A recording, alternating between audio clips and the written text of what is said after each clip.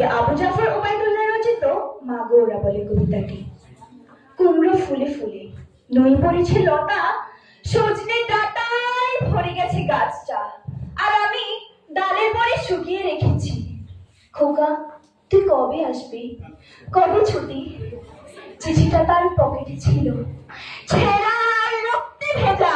মাগো ওরা বলে সবার কথা কেড়ে নেবে, তোমার কোলে শুয়ে গল্প শুনতে দেবে না। বলো মা, তাই কি হয়? তাও তো আমার দেরি হচ্ছে, তোমার জন্য কথার ঝুলি নিয়ে তবেই না বাড়ি ফিরবো। লক্ষ্মী মা, রাগ করে না, মাত্র তো আর কটা দিন। পাগল ছেলে। মা পরে আর হাসে। তোর উপরে রাগ করতে পারি? নারিকেলের চিড়ে কুটে মুরগি ধানের মুরগি ভাজে, এটা সেটা আরো কত কি। তার খোকা যে বাড়ি ফিরবে। ক্লান্ত খোকা। কুমড়ো ফুল শুকিয়ে গেছে, ঝরে পড়েছে ডাটা, ফুললতাটা নেতানো। খোকা এলি? ঝাপসা চোখে মা তাকায়।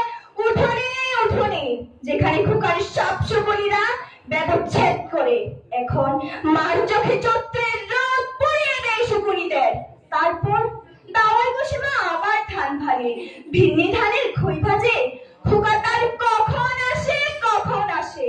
এখন মার চোখে শিশির ভোর, স্নেহের রোদ ফিটে ভরেছে। ধন্যবাদ।